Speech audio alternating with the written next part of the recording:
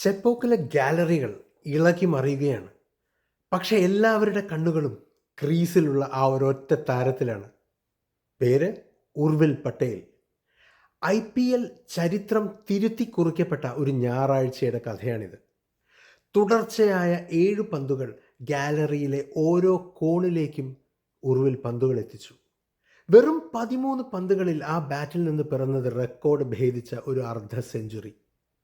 ലക്നൗ ബോളർമാർ എറിഞ്ഞ പന്തുകളെല്ലാം ചെപ്പോക്കിൻ്റെ ആകാശത്തേക്ക് അങ്ങോട്ടും ഇങ്ങോട്ടും പറക്കുകയായിരുന്നു.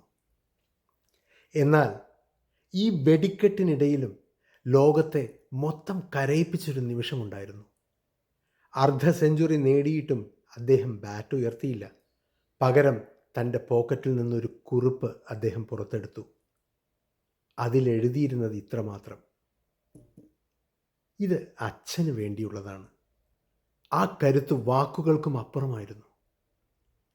ചെന്നൈ സൂപ്പർ കിങ്സ് കാലങ്ങളായി കാത്തിരുന്ന ആ പോരാട്ട വീര്യമായിരുന്നു അത്.